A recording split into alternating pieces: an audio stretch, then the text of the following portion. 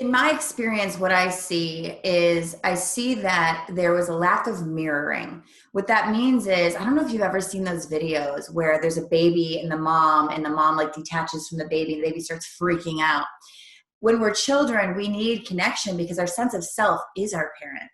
Mm-hmm. So what happens is when our parent is going through something emotional, or if our parent is narcissistic, or if our parent is just unavailable, we can start to feel very insecure with, who am I? You're not getting mirrored. Or if you have a negative emotion, a lot of our parents didn't know how to deal with that. So they would reject us for feeling that way because they didn't like how we were acting. But we would internalize that as something's wrong with me instead of something I feel doesn't feel good. So we all, kind of a lot of us, learn to sort of reject our negative emotion, which is a huge part of us. And we put it into the shadow. Oh, I can't act that way. Mommy or daddy doesn't accept me then.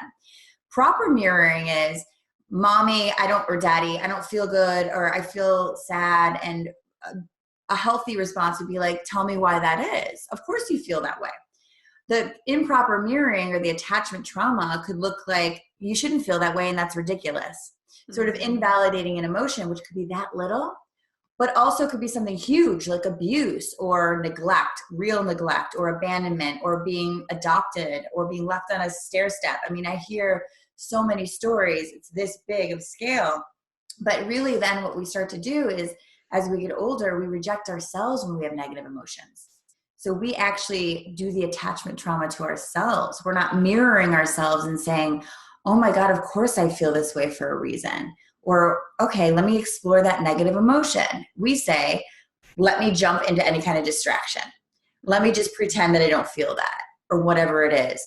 So attachment trauma is on a huge scale, but in my experience, the way I work with it is, I wasn't properly mirrored, so I don't have a good sense of my identity, who I truly am as love.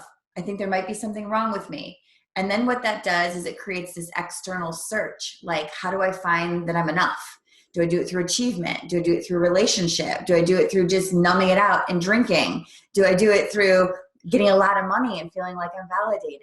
These externals that are really insecure because they're always changing. Right. Nothing outside of us is ever secure. So it's the insecure attachment to an identity. Mm.